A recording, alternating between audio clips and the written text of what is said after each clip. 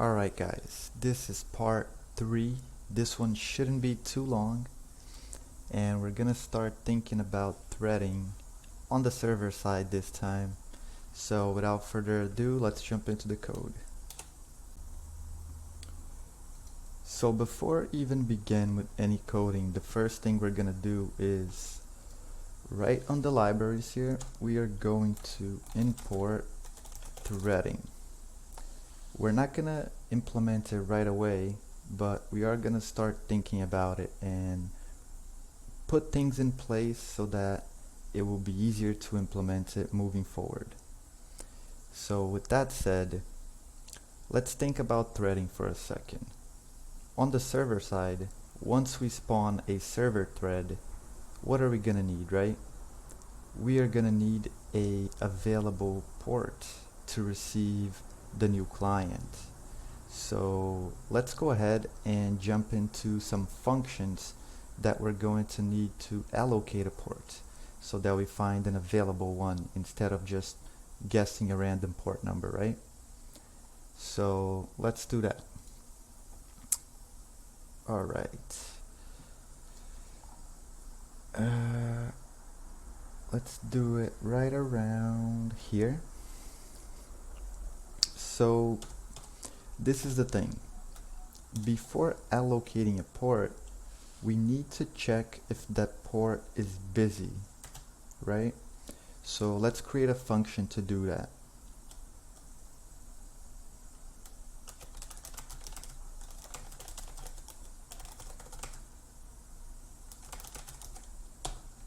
Alright, we're gonna call it check address. We'll leave the abbreviated one, and we can do port and verbose. I guess verbose will control if we want to output anything to the screen or if we just want to check silently. Alright, cool. So let's do a socket. I think the easiest way in Python to check if a host or a port is available is to just attempt a connection, and if we get an error, we know there's something wrong and we can just skip and move on to another port. And if it goes smoothly, then we can return a true, in which case we know it's a good port to connect. Alright, so let's do a standard socket object here.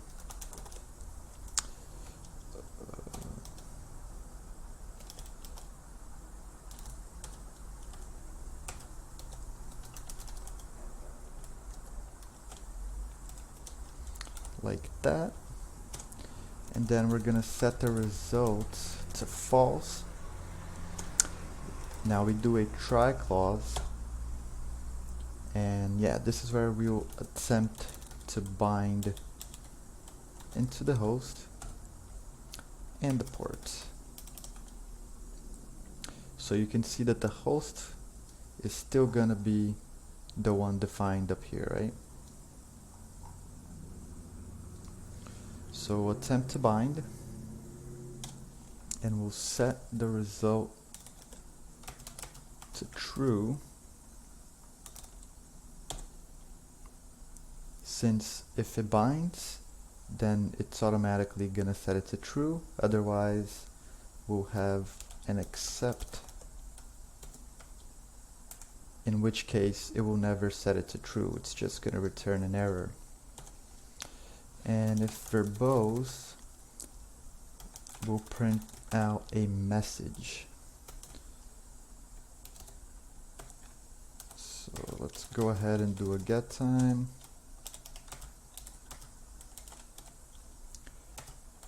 Host, convert it into a string.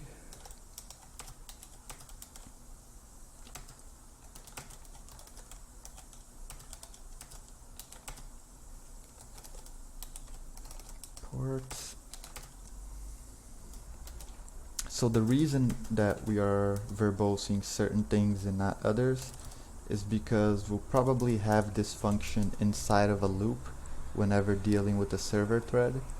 So for that reason, it doesn't make sense to verbose it at all times. And if it fails,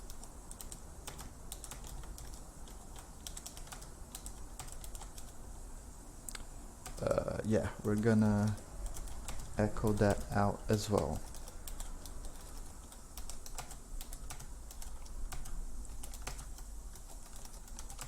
Keep the message formatted the same way. Is currently in use. Alright, keep it like that. Alright, so after this, let's just close the socket regardless.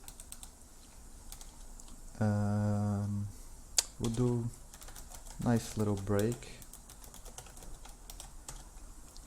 and return the result.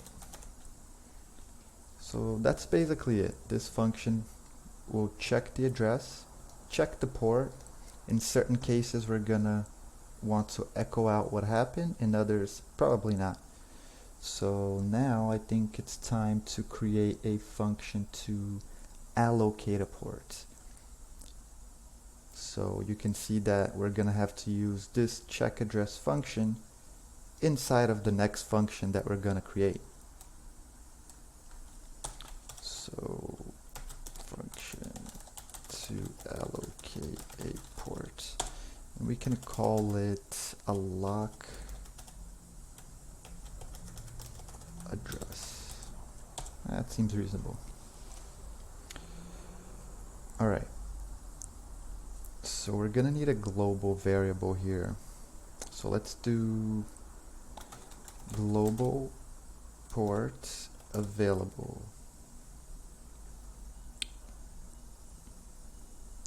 We don't have that, so let's go ahead and create it. And I guess we can do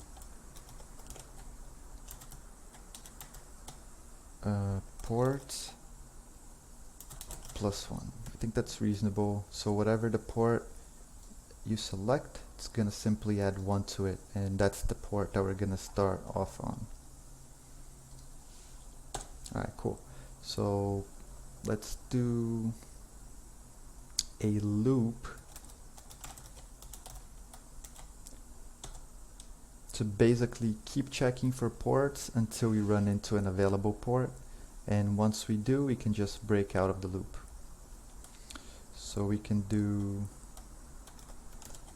like that,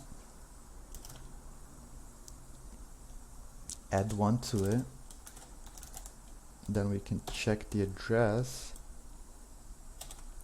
and do port. Oh wait, we can actually do like this. Port is the variable over here. Do we want to verbose this? I don't think so.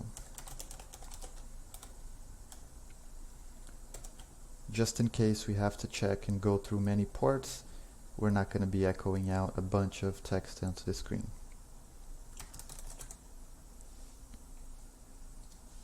Just going to leave a little comment here.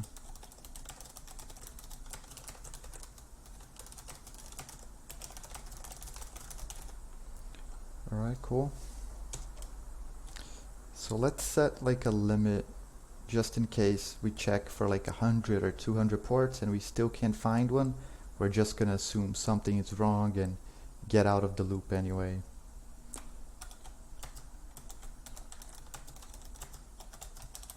We'll do 200, seems like a good number.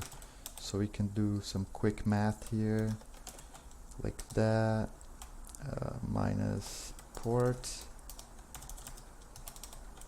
We'll just break out of it anyway. Alright, cool. So I'm gonna go ahead and save this for now.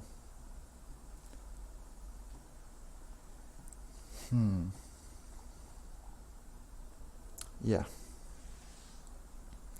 So what are we doing next? So now we need to connect back to the client. And this is gonna be the code that will later on turn into the server thread. So basically we're working on the negotiating the client aspect of the program right now. So how do we do this? Here we have our client script. So what we're gonna do is, let's go ahead and copy this text here. Alright, so we copied it, and we're gonna check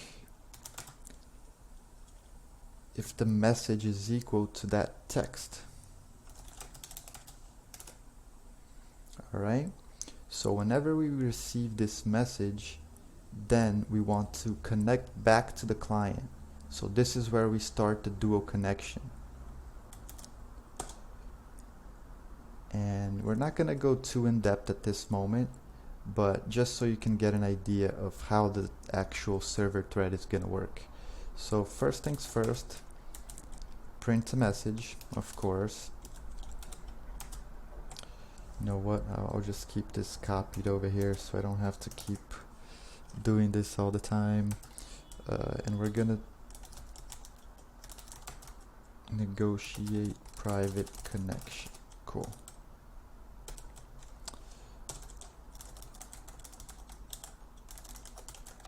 As you can see, there's gonna be a lot of little breaks throughout the script. I like them. It lets you know what's going on. It gives you a good timing for things. So let's go ahead and do a new socket object to connect to the client. And then later on, we're going to communicate the available port to the client so that he can connect back and we can establish the dual connection. Alright, so standard object.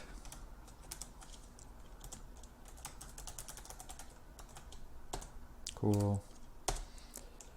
Again, let's keep this pasted here. Alright, connecting back to client. And we can show the client's address as well, which is the A variable, but we need to make it a string just in case.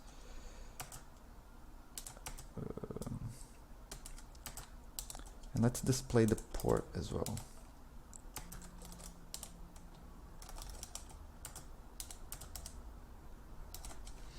Alright.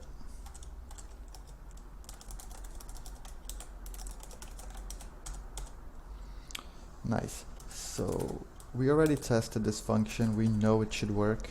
So now it's time for us to send a message back to the client.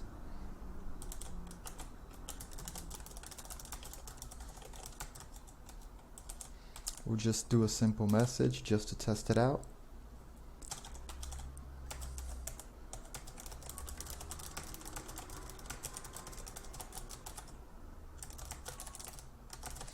And this is where we use the function we just created.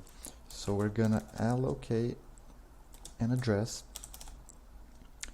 and even though we won't be fully setting up the server thread, this is already gonna give you like a good idea of how it's gonna work.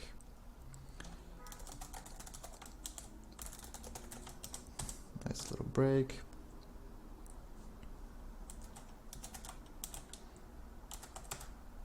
Send another message with the port.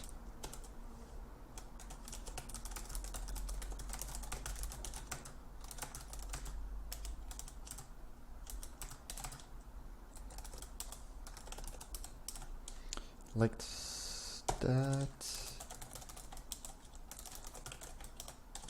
And we break out of it. Alright. So I think that's gonna be it for the server, and later on this code is going to be merged into the server thread, but for now we're just going to test it out like this so that we can easily digest things along the way. Now we have to do a little bit of work on the client script. So what we're gonna do is, we already have the server socket that's going to be listening for connections. So we can just receive a connection on the server here. Alright, so let's start like usual, nice little break. Cool. And we're basically gonna copy the code we had on the server.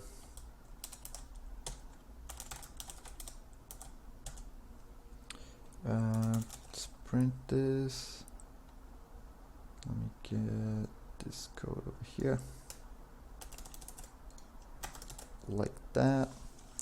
So let's print connection from, and we'll output the server's address.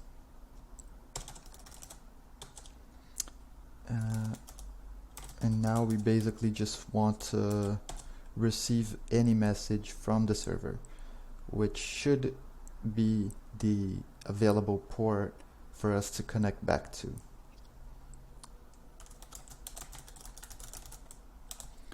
It's also pretty cool that we get to test our functions, which are receive and send, on both sides of the server and the client.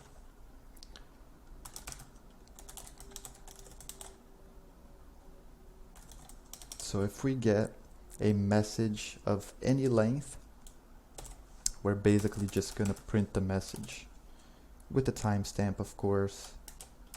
So we'll do it like that.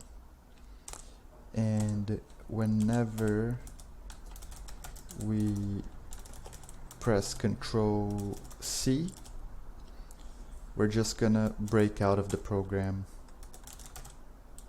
and we'll output like finished. And let's save that as well. So yeah, that's it. Now what I'm gonna do is, let me get this client code, transfer to the other computer, and we'll test it out and see how it goes. Alright, I transferred the client. Now let's go ahead and give it a try.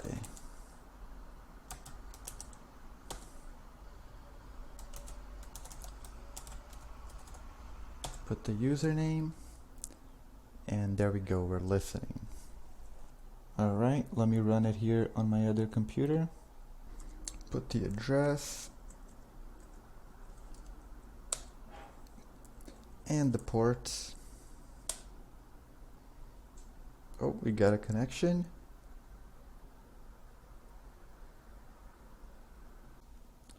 Alright, so after testing here, I got a socket error saying that the data was disallowed because the socket is not connected. So let's bring back the code here. It seems I made the socket, but I never actually connected back to the client. So what we need to do is actually connect. So let's do new socket connect. We need a tuple and a, so yes, like I said, A is the address, but we just need the first argument, which is the actual IP address, and we'll use the port. Cool. So let's save that and let's run it back. Hopefully this time everything goes smooth. Alright, let me get my other computer and let's run the client here. What address? Now the port. Let's see how it goes. So receive the connection, first message, we connect back. Alright, and that's it. Server's ready for client on port 42022. So that's it, guys. That's gonna be it for part number 3. Wrapped it up. See you on part 4.